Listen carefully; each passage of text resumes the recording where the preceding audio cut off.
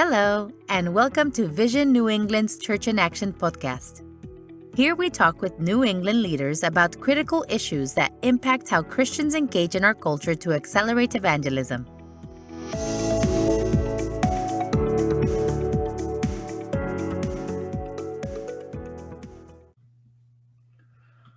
Hi, I'm Charles Galda. I lead Vision New England, and this is our Church in Action podcast. We're going to do something a little bit different today, as there are some things that have been building in our culture and in the church for quite a while. And we need to address it and start working together to solve it if we ever hope to see revival and awakening in New England. That's why I've titled this podcast a little bit provocatively, I know, The Revival is on Hold. I don't want to talk about politics. I never wanted to, since I believe Christians can vote for either party or neither party. But I do want to talk about partisanship, since it's doing great damage to the church, to unity, to our witness to the world, and we've never seen revival come from a divided church with a weak witness. So I feel I'm compelled to speak about it. Before I get into it, though, I do want to share some of the amazing things we see God doing around New England. Then I want to talk about the damage that's being done to church unity and our witness from partisanship that's impacting our church or chances of revival, and then talk about what we can do about it. Now, I have to warn you, my background is a corporate guy, not a pastor. So I don't have that gift they have to deliver a message from different perspectives that's kind of loving and gentle, that avoids key words that maybe are not so smart to use from a pulpit, that really cause us to ponder the truths of what's being talked about and move us closer to Jesus. I'd love to have that skill. I don't have that. I state problems in plain, sometimes people say cold, sometimes people say like a 2x4 to the head, but I just say things in plain language, the only way I know how. So I hope that my heart can come through, and that you hear that over my style, but you hear that message because it's. I think it's so critical that we understand it. In that, I'm also hopeful you hear some humility. Since I don't have all this figured out, there's a lot of issues at play here, and there's a lot of complexity, and I'm as guilty and sinful as anybody else. But I have a unique vantage point in Vision New England, and I get to see what God is doing around New England, and I want to share this with you. If you don't know Vision New England, we're a network of more than 1,000 ministries, a desire to see New England transformed with the love of Jesus. And it's from that perspective that I want to share some of the exciting things God's doing here, and some of the problems that could prevent what so many of us want to see God do here. When I say God's doing things in New England that are exciting, I am not exaggerating. In my work across all 6 states and in every context, we see God doing things that people who've been in ministry here since the 70s, 40, 50 years ago, say they've never seen before. So let me give you some examples of what that looks like. There's a group, about 30, 40 churches on Cape Cod, who hold an event called Thrive Cape Cod, that brings out more than 700 people every year. Of course, that was before COVID, to worship together and to talk about Cape Cod issues with the Cape Cod church and how the church can work to solve them. We've seen a number of new ministries come out of this, partnerships, people plugging into existing ministries in record numbers, all seeking to bring shalom, as Jeremiah put it when he was telling Israel in the exile in Babylon what they should be doing, bring the shalom to their city. And Babylon was a pretty secular context. They deal with issues like foster care, elder care, food insecurity, prison reentry, prison ministry, human trafficking, just to name a sampling. They're having an impact. And Jesus tells us what happens when God's people do good work like these. The world sees it and praises God. So we know in doing these things, we're answering a call, but that call is evangelistic. And we see that playing out all the time. There's similar networks in every state in New England, all with different agendas, different approaches, different types of partnerships, but all looking to make the love we profess real with actions, knowing when we serve others, people want to know about Jesus. You may not know this, but virtually every bed in New England for survivors of human trafficking is provided by churches. And now two groups, Amira, which has a home for survivors in Massachusetts, and the Underground, which supports survivors, educates, raises awareness, helps crafting anti-trafficking legislation in Connecticut, have been partnering to bring a new house for survivors in Connecticut. And I've watched as God has just opened door after door after door in the right town, provided the house, provided the initial funds, provided ongoing funds in the midst of a pandemic. When this group started, I told them, and I'll tell you, there was no human way this was going to work. Just wasn't going to. But we saw God do it. And it's that kind of thing. In all of these things, we're seeing God do these things. And it's just been amazing to watch, even in the short time I've been involved. I know of a church of 700 people who meet in what used to be a Macy's. How's that for a role reversal? Retail space closing down to make room for a church. God does that. We have a member of our board, a professor at MIT, who speaks all over the country with young people about how faith and science are not irreconcilable. It's amazing the kinds of conversations he's asked to come and have with people who aren't believers necessarily. And you can read that, if you're interested, in his book, Can a Scientist Believe in Miracles, by Dr. Ian Hutchinson. It's fascinating, and it's impactful, and it's changing people's lives. I know a ministry in New Hampshire, I love this, I found out about it not too long ago, that holds an alpha class in the local laundromat, because that's where local folks hang out. And so they're doing that, and they're seeing people come to Jesus. I know of a partnership of churches in New Hampshire who pooled their funds and paid off $1.5 million of medical debt owed by people in their communities. Right? If you paid off my debt, I want to know why. I want to know this Jesus. Right? There's a Christian thought journal published by believers at Dartmouth called Apologia, proving that Christians can hold their intellectual weight with their secular peers. There's a Christian Union at Harvard Law. There's Crew and InterVarsity at the Ivy Leagues. There's Gordon and Gordon Conwell raising up a next generation of leaders. Young Life is all over New England and really making strides in Boston. We have Teen Challenge. Right? One church went to their town officials and paid off the entire town's school lunch debt. I never heard of school lunch debt before. And if you don't know, take a look. But it's another way that people find out about that. They want to know Jesus, and we see them asking questions.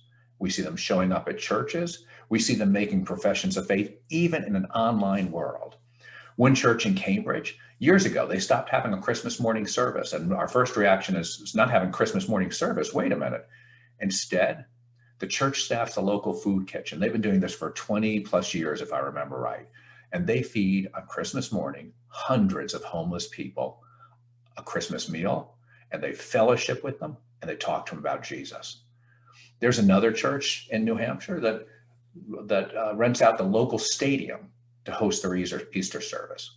Again, when we're not in the midst of COVID, because so many people want to hear about Jesus. There's 10 times more churches with over 1,000 people than were here 40 years ago. That doesn't speak to depth of spirituality. It speaks to interest. And the fields are ripe. People want to know about Jesus when we are having an effective witness. There's a church that just told me down in Connecticut that they've distributed so far this year 275 tons of food in the midst of COVID to people who are dealing with food insecurity. There's what's called the Silent Revival, just amazing growth in immigrant churches and urban centers. And it's happening, and people just don't know about it, hence the name. There's groups that we partner with, like BMA 10 Point, who are bringing churches together in cities, doing mentoring programs for young people, tutoring, providing food, counseling, leading trauma ministries, working to help people become first-time homeowners, addressing immigrations, and just loving their communities with action. These are all things we talk about as justice. Justice is anything that stops somebody from leading the fullness of life God intends for them. And that's what all of these efforts are at. And when people do that, when the people of God are doing that, people want to know who Jesus is. We're also seeing bridges built on foundations of others, but bridges of trust and relationship that are crossing the racial divide in ways that are new and refreshing. And that's just a sample. I could spend the day here telling you what they're doing. We do spotlights of these on our podcast. There was one not too long ago when Brittany Feldot guest hosted. We do them at most of our gatherings, and it's just amazing and encouraging and exciting to see what God is doing around New England that so often gets lost in it's the most unchurched part of the country. That's true. We don't have cultural Christianity here where it's a normal, accepted thing to go to church. So we know when folks are going to church, there's a reason. And it means they're a faithful believer or they're interested. And those are exciting things. Many leaders, and when I talk to them about this, say, I think it's the spark of revival. And we know revival leads to awakening, and that would be transformative to the world, to New England and the world. The Great Awakenings start in New England. Both of them did. Maybe there's a third one. So that may be true. I'm not making any promises. That's not my job. There's certainly enough people and groups here who've been praying for that for years. And so God might do it. Those prayers of the faithful have brought us to a critical point, I think. But if we are at that point, I think it's stalling. And it won't progress until we deal with some issues in the church. And it needs more than prayer. It needs prayer. It needs more than prayer. And what I want to talk about then is that revival and awakening are always the result of renewal, the renewal of God's people, the outworking of the evidence of our love. And that plays out in unity in the church, and it plays out in us serving our communities as a witness to them, serving them. John tells us that people will know we are Christians by our love. That plays out in this unity because we set aside our selfish needs and desires and wants for each other, for the good of each other, for the good of the church. And the world sees that and finds it compelling because they don't understand why we do that. Jesus tells us this in John 17 when he prays, that my people will be one like you and I are one to God. And when we do that, he says, then people will know I am your son and you sent me. So we know that church unity is evangelistic. The other outworking is this concept of we sacrifice, we disadvantage ourselves, we serve our communities, just like those ways I was sharing earlier. Jesus tells us in Matthew 5 what happens when we do that. The world sees the good works of God's people and they praise God in heaven. So we answer a call when we're feeding the hungry, housing the homeless. But Jesus tells us it's evangelistic because people then want to know our Jesus.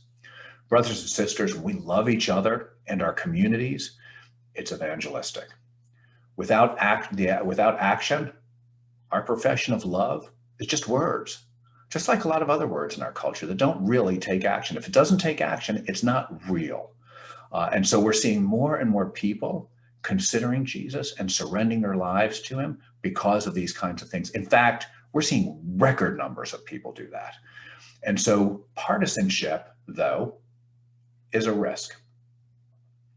Satan would like nothing more than to derail what God is doing here. And partisanship has the potential to do that. And what I mean by partisanship is when we pick a side in the political arena, lock into it, we defend it completely, and we fight like heck for our side to win. It's been growing in society. We know that. It's been growing in the church too for 30 years. This is not something new. It just keeps growing and getting more serious. And like in society, it's breaking out in ugly ways in the church too. And that's damaging unity, and it's damaging our witness to the world, and it's hindering the hopes of revival. And I want to be clear, it exists on both sides of the aisle. Brothers and sisters, there is anger in the church, and that should grieve us to hear and grieve me to say it. But to put it lightly, there is anger in the church. And as a professor of mine used to say, brothers and sisters, it should not be so. And it shouldn't. And we know it shouldn't, but it's there. And it's this partisanship that's creating a toxicity in the church, which is why we prayed about it last week. We had a day of prayer and fasting about the toxicity in our culture and in our church and where we might contribute to it and what God is calling us to do to de-escalate it and stop it. Now, I'm sure some are saying, but I don't do that. And I'm guessing the bulk of us don't. I really don't think most people do. And I know not everyone has chosen sides. Not everyone is throwing vitriolic statements out there. Not everyone is supporting one side at all costs. I know a lot of folks who voted for whoever they voted for reluctantly. They're not all in on one side. So what I'm saying is not that everyone is doing this.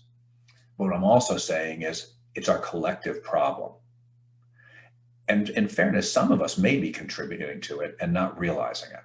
And so I want to talk about what some of that stuff look like.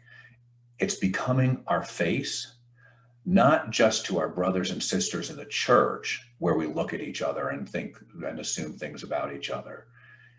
It's affecting our community. It's affecting our witness to our communities too. So let me share some stories of how I see this partisanship playing out on a pretty regular basis. And I'll use an example of our own. On January 7th, after the insurrection, we posted a short video from a respected pastor in New England.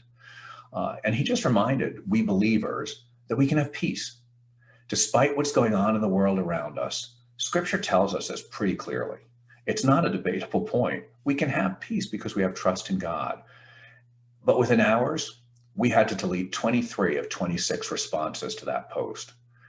One person angrily responded that they don't need anyone telling them how they should think about people attacking the Capitol. Another responded that they're blind then. Another person responded they must be a communist. Brothers and sisters, this is not how the church should act, and it's certainly not the face we want to give to our communities. And it's not isolated. There is not a ministry I talk to in our network that hasn't seen the same thing. And if we think that unbelievers don't see this in our social media, if we think they don't see it on our church sites, on our personal pages, in conversations, we're wrong. Unbelievers see it. New believers see it. Our young people see it. And it tells them Christians are no different than anyone else in the world, and our Jesus has nothing different to offer them. And we know that's not true, but that's what they see and that's what they hear as a result of this. Now, I know I can sound a bit of the scold, and I apologize. I just don't know how else to say some of this stuff. So bear with me. We already shared, John told us they'll know we're Christians by our love. I'll say it a couple of times. John said it more than a couple of times. But there's nothing about this that reflects love. If we don't believe we're going to be held accountable for every word we utter, we need to reread Matthew 12:36. If we don't believe that when we judge others, we're putting ourselves in the place of God and we'll bring judgment on ourselves, we need to reread Matthew 7:1. I know we believe these things. I know we all do. But we're acting like we don't. And I want to talk about why that is. But I also want to be clear, I'm talking about these things collectively, because it's what people see of us collectively. We're being double-minded, right? That's the one James talked about. We look in the mirror, walk away, and forget what we believe. We're forgetting that our tongue, and in today's world, our keyboards can light the world on fire and destroys lives. I have an old friend who will always say, Christians should read James once a month. That's not bad. Brothers and sisters, we need to be reading James 3 every time we go online and every time we sign into social media. We need that reminder. And it's not only playing out online. We know of churches dividing over masks. Kid you not. And you can name about any issue, and we're seeing the same thing. I even know one pastor who was berated by a longtime congregant on the way out of church one Sunday because he didn't wear a tie. Sorry, not a mask, a tie. He didn't wear a tie. I'm sure the people doing this are not pausing to think whether God is looking on this and is pleased, but I think we know the answer. We're not thinking about how it looks to a world, how it looks to our young people, and if it makes them want to know Jesus in deeper, newer ways. And we need to remember what it is we believe, and that needs to impact our actions. Now, I want to talk about the insurrection at the Capitol, because that was a big manifestation of this partisanship. And I want to talk about how it looks to people, why they see it that way, how damaging it is to the cause of unity and our witness, even though many of us are appalled by it. A mob, And by the way, if you've ever come close to facing down a mob, you know it's one of the ugliest things Satan ever devised to do his will. Kristallnacht was done by mob. The pogroms were done by mob. Lynchings were mobs. They take on a life of their own and are uncontrollable and leave destruction and death in their wakes. And we saw a mob, some armed with bombs, or some erecting a gallows, putting a noose up there and talking about hanging the vice president, attacking police, attacking the Capitol building itself with bats and pipes. And we've seen pictures of people with hand ties, so with a purpose. And I think a lot of people assume a lot of other weapons that we didn't see on camera. They did this with the stated intent of disrupting the vote count, to change the election result, to kill key leaders, and they left 5 dead, and I don't know how many injured.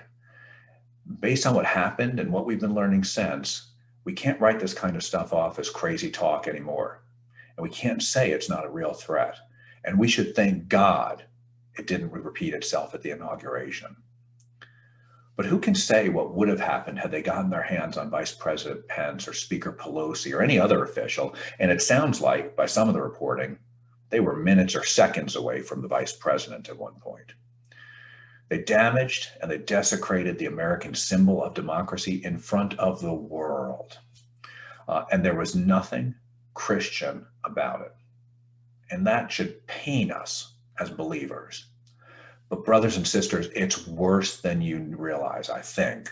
And it's worse than I realized for a while, until I had a lot more conversations with different leaders around New England. Because many inside the church and many outside the church see this as the work of evangelical Christians. I've spoken to leaders across New England, and not one of them supports the violence, regardless of how they voted. But to a watching world, it was a mob carrying crosses, quoting Bible verses, proclaiming Jesus, singing hymns that did it, and they think that's us. Now, to be clear, not everyone who voted for Donald Trump supports what happened. I believe most don't. Not everyone who showed up at the Capitol participated in the violence. And like with every mob, not everybody who participated in the violence showed up that day planning to. They got caught up in it. But clearly some planned violence. And people around the world think it was us. Because I've heard from people in other countries even who think it's us, and it's damaging their work for Christ. We've all seen the statistics, as has the world, that 80% of white evangelicals voted for Donald Trump. Not all excitedly, many reluctantly, but a mix. But that doesn't matter. What they saw in that mob was reinforced by the fact that 80% of white evangelicals voted for Donald Trump, and they see us as that mob. And they've heard prominent Christian leaders making partisan statements in support of Donald Trump, and they didn't hear criticism when he did something wrong. And so again, that reinforces the idea that mob was us. So the world saw President Trump and evangelicals as one. When he told the Proud Boys, stand by until we see the election results, claimed election fraud, called his supporters to Washington, told them we'll have a wild day, told them that we could change the results of the election using military language and phrases like fight like hell, and told them to march on the legislative branch to take back the country. Inciting this violence, they see us, and they see a distortion of our Jesus. Brothers and sisters, bear with me because I need to add something to it that will make it even worse, or makes it even worse. Some in the crowd were clearly from racist groups, advertising the fact with racist flags, symbols, insignia, and it doesn't take a lot of creativity to couple that with a noose and a mob to draw some frightening conclusions, and we probably need to. Some will ask, how could anyone draw that conclusion? How could anybody see Jesus in that? We know that's not us. And that's true. And I understand that. But David French, I think, put it really well in his column, if you want to look for it. If this group had all kinds of Muslim signs and symbols, how many of us would be saying, well, that's not Islam? And so the world is looking at this and saying, that was Christian. And that is horrifying. And the face of that crowd then is evangelicals driving people from Christ, not because the gospel is offensive, but because some of us are, and those who purport to speak for us are. It's deepening existing divides in the church. I've talked to more than one African-American pastor who were surprised to hear that not all white evangelicals support the insurrection based on the same facts the world sees. And so these are brothers and sisters in Christ who look at us and say, that's white evangelicalism. And they need to hear it's not. Now, I don't pretend people who voted for Donald Trump had no real concerns. I don't want to be one of the people who just lump all of everybody together who don't vote the way I think they ought to vote. And I'm not suggesting which side I voted for, because I'm not going to do that. But who lump all people together who voted for one candidate and say they are stupid, they are evil, they are crazy. I think that's part of the partisanship that is so destructive. I think Gerard Baker did a nice job in the Wall Street Journal this weekend, sharing a very concise way about some of the legitimate concerns that a lot of people who voted for Donald Trump used as their reasons for voting for Donald Trump. But that's not what's going to stick with people. That's not the visual that's out there when we want to talk to them about Jesus. And without implying any level of moral equivalency of what happened in other things, I do want to speak to brothers and sisters who are anti-Trump, because I think there's some soul searching folks need to do there as well. I've seen some pretty nasty vitriol from believers, and I know some of them. And so I know they're believers on both sides of this, but on this side as well. Even since last week, I've seen some people posting things that suggest they take pleasure in what happened, not because they support the violence, but because it feels good to say, I told you so. Or they get to post things like, well, better late than never. Brothers and sisters, this isn't love. This isn't what Jesus modeled when he went to Peter after the resurrection. He told the apostles to seek Peter out, and all he did was love Peter. And it's less than honest to suggest that Donald Trump ran against Abraham Lincoln. A lot of people voted for him because they thought the other person was objectionable. And people voted for Hillary Clinton and Joe Biden because they thought Donald Trump was objectionable. And we should acknowledge that. That's truth. And it's love. I can't think of anything, if we can't think of anything President Trump did that was good, and anything that was wrong, we're probably partisans. Similarly, if we can't think of anything President Obama did that was good, and anything he got wrong, we're probably partisans. And it's likely it infects our words and our witness in ways we just may not know, because for a lot of us, this is everybody we talk to thinks this way. Everybody we talk to has this view. Brothers and sisters, if we think either candidate in every word and policy reflected God's desires, we've got some soul searching to do, and we need to do a theology check. We know that's not the case. We know none do. So why are we having so much trouble avoiding this partisanship? And I think it's partly because it's just all around us. But I think we're acting and reacting from our emotions without putting it through a lens of what we actually believe. Because some of the people I know who I see doing this are some of the most caring, committing, and loving people I know and have known for years. And some of them can't even talk to each other anymore. That's how bad it's gotten. Brothers and sisters, let's remember, we believe in the sovereignty of God, do we not? We know our hope is not in a politician or a movement. It's in Jesus Christ. Amen? Our Bible tells us God created everything, sustains everything, and is in control of everything. And we believe that. We believe the Bible's claim that God has a plan, and he's been working it through history. And he's going to bring it to fruition when he returns and establishes his kingdom. And only then will we have true peace and justice. And we know that no human can do this. Don't we believe that if God's plan is that America will continue to be a force for good in the world and even continue bestowing and protecting civil rights on everyone, and then don't we believe that will happen whether Donald Trump is president or Joe Biden is president?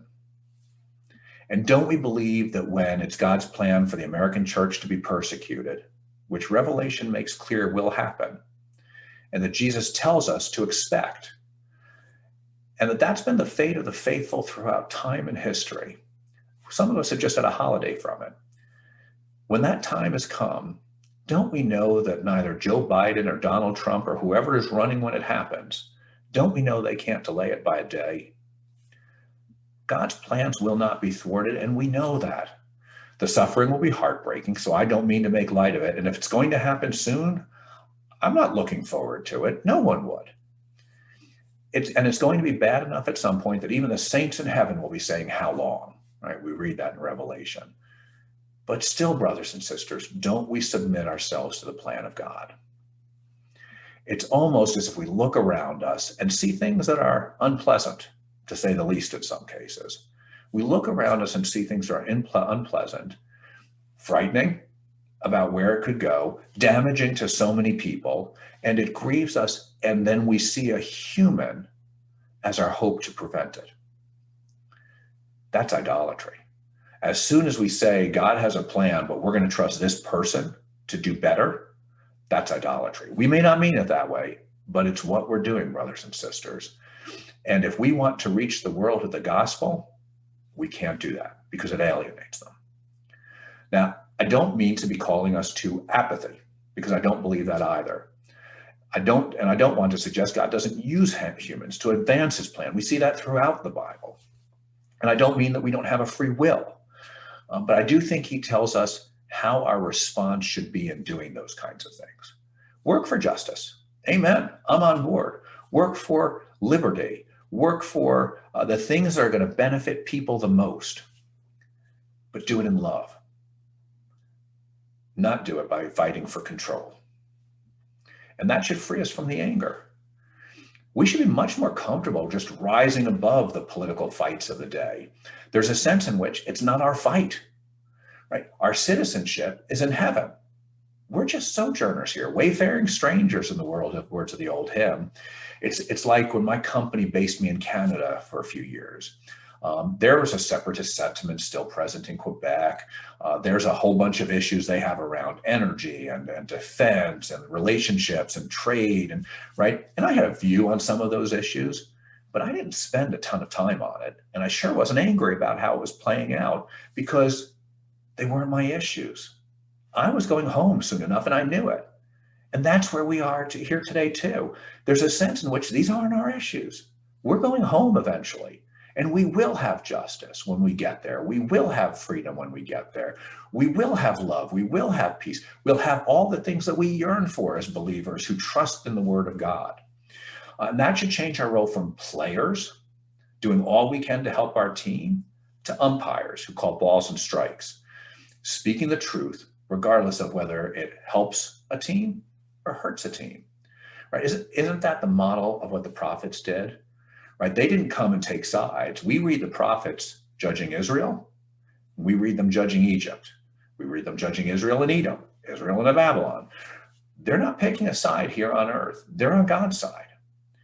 And it's what Jesus did too, right? Jesus would have gotten a lot better in human terms if he picked a side, the Sadducees or the Pharisees. Instead, he stayed on God's side, and he wouldn't pick, and he told them both when they're getting it wrong and when they're getting it right. They were voices of God's word. They were voices of God's truth. And brothers and sisters, we can't forget this, to a world who could not know either without Christians who express it to them in love and humility. The world does not know truth absent God. That's why I love when I hear Pastor Sam Rodriguez say it. I don't bow down to a donkey. I don't bow down to an elephant. I bow down to a lamb. That needs to be where we're coming from, brothers and sisters. So we should be able to say when things are good and when it's bad. It should make it easy to say when the president does something good and when they do something bad, and relieve us of the obligation to get angry and join in. I've yet to see the ball game where the umpire is calling balls and striking, gets angry, and so joins the game. That's not our role. And if we can't do this, we're only standing for part of the truth. If we can only say what President Biden does well and nothing about when he's getting it wrong, we're standing for part of the truth. If we can only say what he does wrong and not what he gets right, we're standing for part of the truth. And part of the truth is not truth. The whole truth is truth. And that should apply to our evangelical leaders too when they get it wrong.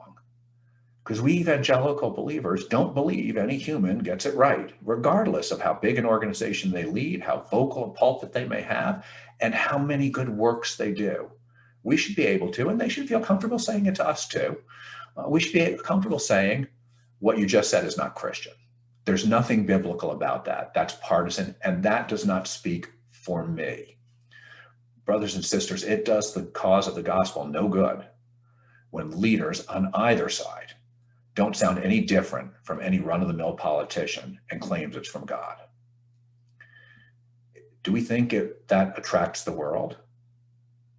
Does it attract skeptics, new believers, new children, or does it put a political partisan barrier in the way of someone coming to Christ because then they think, I have to believe this before I can believe Jesus? That's not the gospel, brothers. And we know it's not the gospel. But I've had enough conversations with folks that that's the way it's playing out. But I also have had enough conversations. I want to speak to some of the objections that people will have to what I'm saying, because I've had these conversations and I think they're important. And so I want to share some of them just to respond to them so that you don't think I'm unaware of what those objections might be, because I've heard a number of people talking about the insurrection saying, but the other side was violent first, right, over the summer, and no one condemned that violence. And I'm going to say this in love and as gently as I know how, and this is where I wish I had that pastor's voice. Brothers and sisters, that argument didn't get me anywhere when I was 7 years old. When my brothers and sisters did do it first, and it oughtn't to get me anywhere today. It doesn't matter that they did it first, and it doesn't matter whether anybody condemned it or not.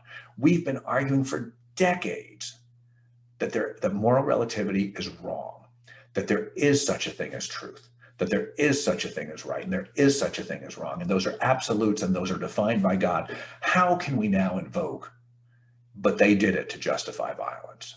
Either mob violence is wrong, or it's not. It can't be right when I do it, but not when you do it, and it can't be right when I do it because you did it. It's wrong. And we know it's wrong. We're just forgetting it. And by the way, I don't know a single Christian leader in New England who excused the violence of the summer, and I don't know any who excuse it now. But as Dr. Hammond on our podcast last week, and I'd encourage you to listen to that, because I think he and Brian Wilkerson had some phenomenal things for us to hear in all of this. But he said on our podcast last week, we don't have any idea what each other are saying because we're all in our media silos, so we only hear our side of everything. It's rare nowadays that people are getting news from different sources. And in the church, that's easily solvable at this point. As bad as COVID has been, it's opened up every church set of doors online. Right? It's easy streaming. You can go to our website. You can find all kinds of churches that are streaming in our networks, and we can hear what other folks are saying. And we'll hear some very different perspectives. We may not agree with all of it. That's okay. God, I remember somebody saying years ago, God reserves the right to use people who disagree with me. And I think that's right. And so listen to a church from a different context, different ethnicity. Just hear them and know they're people who love Jesus and are trying to fulfill the call God gave them to do, just like we are. They just have different experiences and perspectives, and that's okay.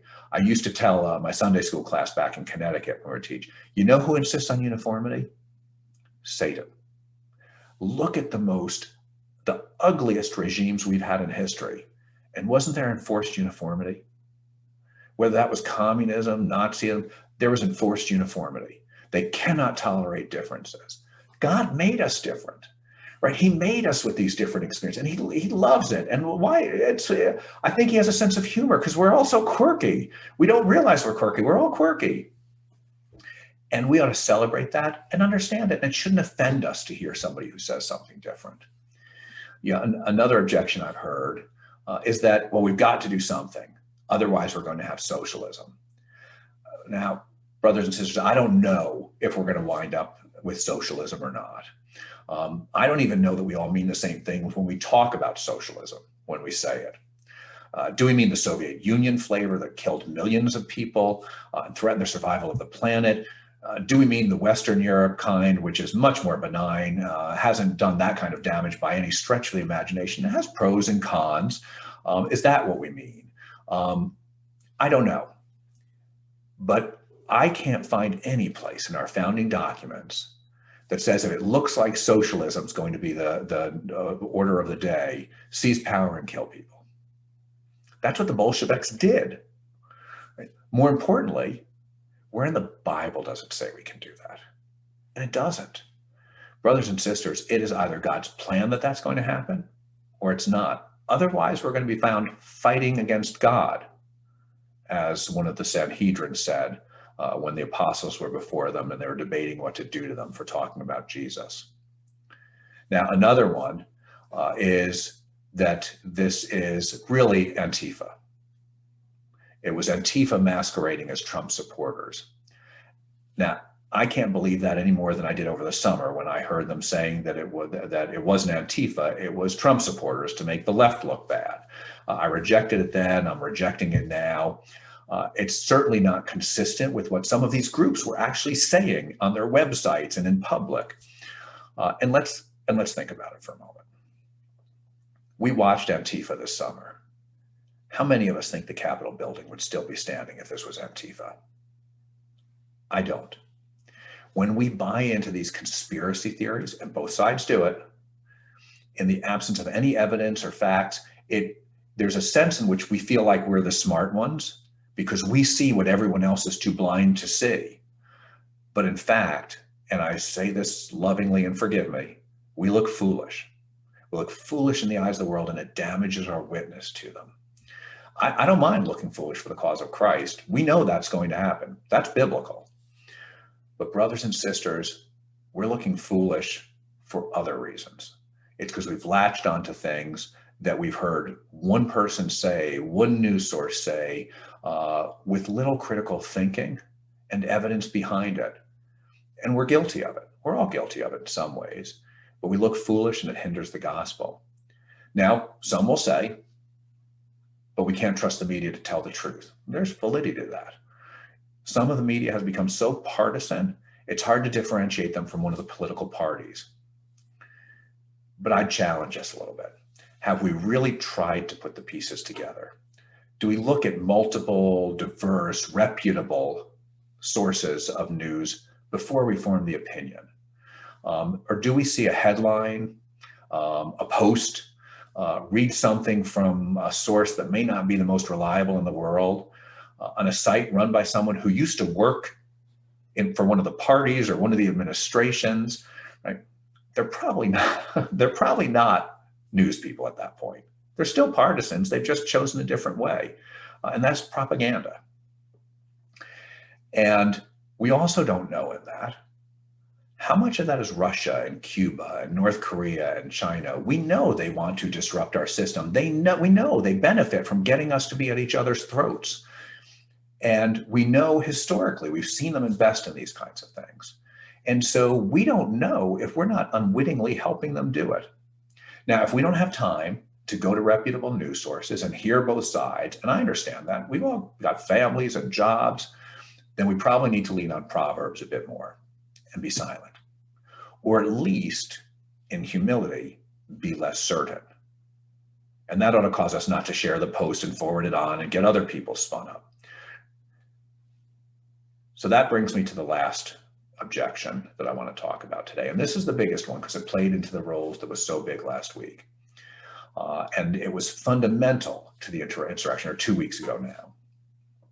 And that's that the election was stolen.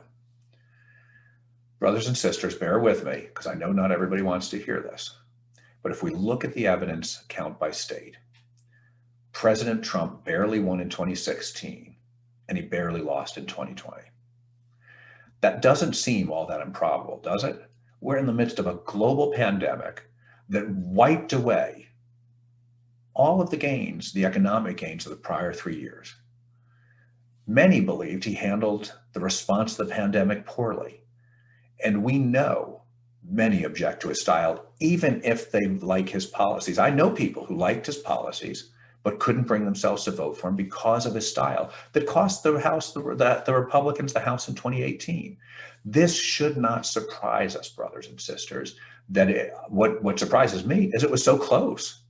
Right? Now, that's not to say there were not improprieties. Judges, some for partisan benefit, changed the rules of the election while votes were being cast, right? And made decisions that the Constitution restricts to the legislatures, right? Much of the media, right, who hadn't been all that impartial in 2016 or in 2012 even, just dropped any pretense of objectivity. And spent more time, not all of them, but many, crafting narratives, ignoring facts, creating facts, doing whatever they had to do to advance their side. This is really problematic to democracy. It's why Jefferson talked about our system not being able to survive without an effective fourth estate, and we don't have one right now. And it's why we can't all agree on the facts, because we hear different sets of facts spun different ways. And we see things made up and told just the way someone wants to hear us to advance their perspective. And big tech stepped in to do the same thing. That's all wrong. It's unfair. It's divisive. But it's a far cry from fraud, which is what was asserted. The relevant question is, was there enough fraud? Was it on a scale large enough to flip enough states to change the election outcome? To believe that, we need to believe that in all 6 states, elected officials of both parties, some of who supported Trump, colluded to throw the election to President Biden.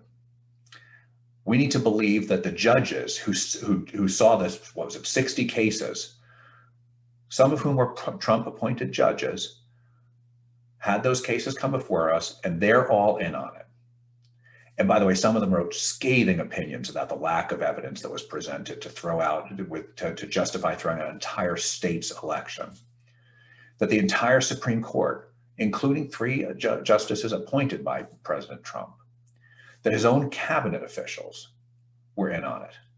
That the Attorney General, the former Attorney General, who was very respected until he said there wasn't enough fraud to justify saying the election was stolen, he was in on it. But the vice president, who has certainly been a Trump loyalist, whom the language of the Constitution is clear, can count votes, not pick votes, that he's in on it. That Senator Lindsey Graham, another prominent Trump supporter, who said 66,000 people in Georgia under the age of 18 voted. I said, give me 10. I hadn't had one. They said 8,000 felons in prison in Arizona voted. I said, give me 10. Haven't gotten one. That Senator Graham is in on it. Brothers and sisters, I don't know about your faith in the efficiency and effectiveness of government. Mine is not so great that I believe a conspiracy that massive can happen and not leave any kind of audit trail or evidence. It's telling that in the court documents, those most motivated to find and share that fraud presented thousands of affidavits, but hearsay, innuendo, theories, statistics, and not a lot of facts. And it's also telling, I think, that under oath, under penalty of perjury, the things that were being said in the press conferences were not being submitted into court. I think that should tell us about the honesty of what was being said. But let's stipulate for a moment that President Trump really did win. So what? Where do we find in the Bible that believers can mount an armed insurrection and kill people to get it right? We may argue that the election was unfair. Why should we Christians think we're going to experience fairness? That is not the lot of Christianity throughout the world when we're being faithful. And Jesus tells us that. Persecution is our lot. We just celebrated Dr. King's birthday. In the face of indisputable injustice, real deprivation of rights, did he advocate violence? No. He laid down his life to help others. And he had a pretty big impact on the world. There's a reason we revere his memory and we honor him, but we don't honor him if we're mounting up and committing violence for our own benefit. John the Baptist didn't rise up and mount violence. They murdered him. He laid down his life. Paul laid down his life. Jesus laid down his life. Each had legitimate concerns about their rights being ignored and being mistreated and being unfair, and a culture that was not Christian or Bible believing or godly, right? They laid down their lives. So if anyone's still with me, the fair question is, as with any quasi sermon, what do I do differently now? What do we do differently now? Most sermons have 3 points, but I have a very good pastor friend, and he always goes with 4 points. So I'm going to do that too, because I couldn't narrow it down to 3. But the first one is pray. Pray that, and we need to move from the prayer for our nation, the prayer for our leaders, and those are good, and I don't mean to suggest otherwise, but we need to move from that in our prayer to, what have I done, God, that contributes to this? What do I need to repent of, God? What do I need to do differently? And God, give me the faith and the courage to do it. It needs to move to action. Second, we need to be truth tellers. Now, we need to speak it in a winsome way, as Chuck Swindoll talks about it. No one ever changed their mind because someone screamed loudly at them and called them names. But that's what is happening. It's not going to persuade anybody. But when we speak God's truth in winsome ways, that can persuade people. And regardless whether we voted for the person or not, we should be ready to say when they get it right and when they get it wrong, assuming someone asks our opinion. I do see an awful lot of Christians who want to share their opinion more than they want to hear from anybody else. So I think we need to remember, let's wait to be asked. We see that all the time on Facebook. Nobody asked, but we're spouting off, just like everybody else in the culture. A pastor just yesterday was saying, one of the greatest acts of love is to listen to people. And we need to listen more than we share. It's fine to share our truths. Let's earn the right to speak into someone's life by loving them with action. Then they'll ask us what we have to say. It also means we condemn violence at every turn. Speaking truth requires us to do that, whether those are insurrections or riots, so that our brothers and sisters in the church and people in the world know that's not Christian, and that's not what evangelicals believe or support. We're signing, it's very simple, we're signing all our social media and email right now with the hashtag love is kind, not violent. Just so there's a constant reminder that that's not who we are. And so we want to pray, we want to speak truth. And third, let's stop letting people spin us up. The news media and social media pay people millions, probably billions is right, to spin us up, to get us to engage more on social media, to watch their news channel more. They spend billions collectively to spin us up because they know that keeps us connected. We know it, and we shouldn't fall into their trap. We know there's two sides to every story. So maybe we should be implementing our own fairness doctrine. Those older believers among us will remember the fairness doctrine that required if NBC had a Democrat on for 10 minutes, they had to have a Republican on for 10 minutes. So, but maybe for us today, if we spend 30 minutes on CNN, maybe we need to spend 30 minutes reading the Wall Street Journal editorial page. If we spend an hour or hours getting our news from Fox News, maybe we need to spend the same amount of time listening to NPR. To hear other perspectives, to hear other data, to hear other views. And by the way, if you're spending hours a day getting your news, you need to stop that. That is not good for you. It's the same with social media. We do a lot better going out learning our neighbors' first names and figuring out how to serve them and love them. It's destructive how much time we're spending consuming this stuff. Don't let them do it to you.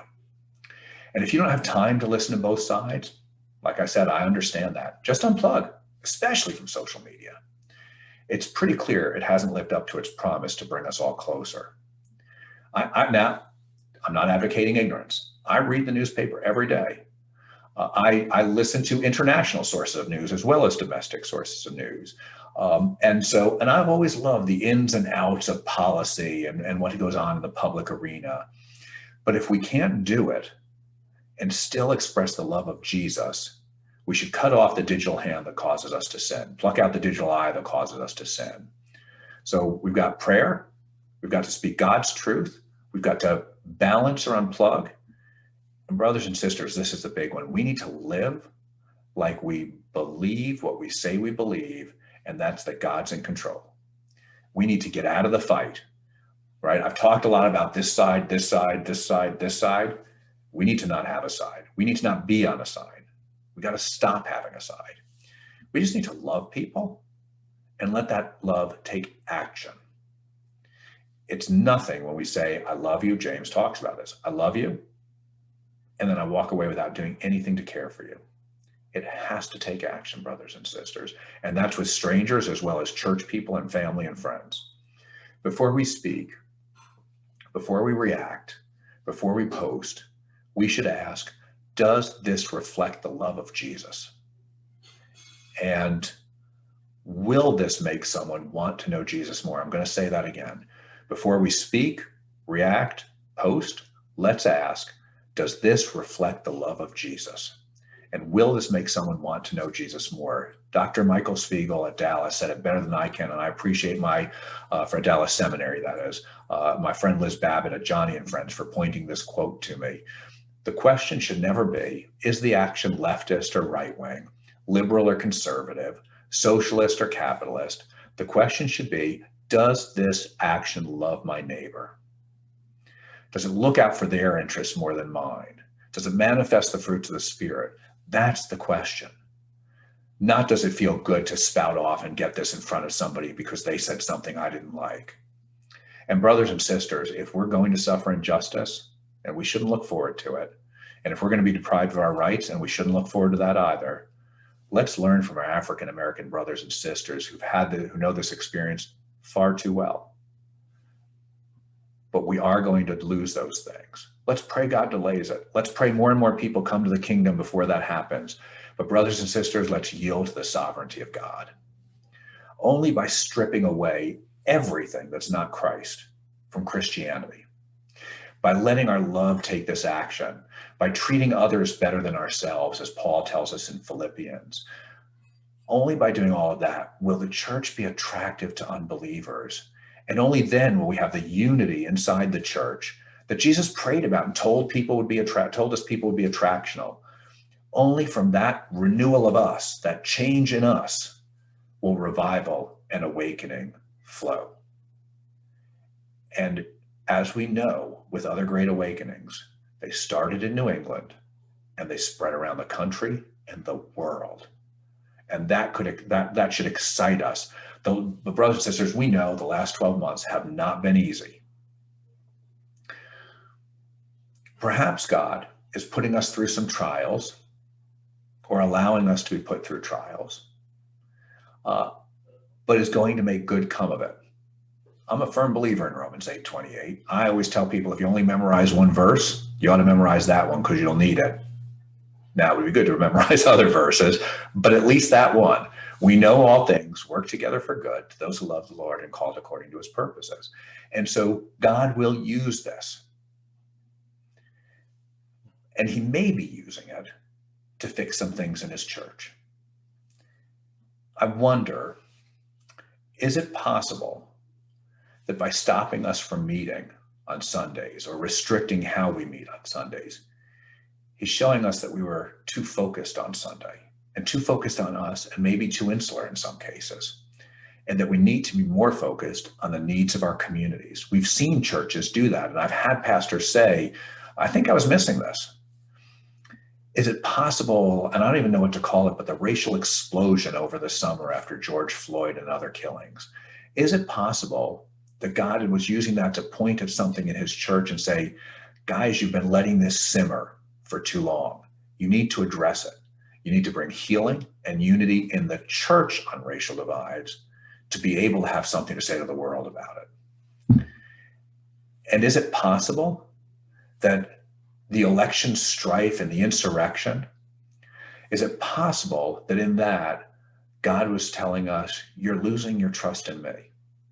You're letting your fears, you're letting your anger move you from faith in me to faith in a person, either side. And is it possible God was looking to lay that bare? Brothers and sisters, I'm not telling you this was happening. I don't know the mind of God. I would never presume to. But I wonder if that's possible. And too many leaders I've talked to around New England are clear. God is doing something in all of this, which is just not perfectly clear what. Maybe it's a winnowing process. I talked to a pastor yesterday. There's probably some of that going on too.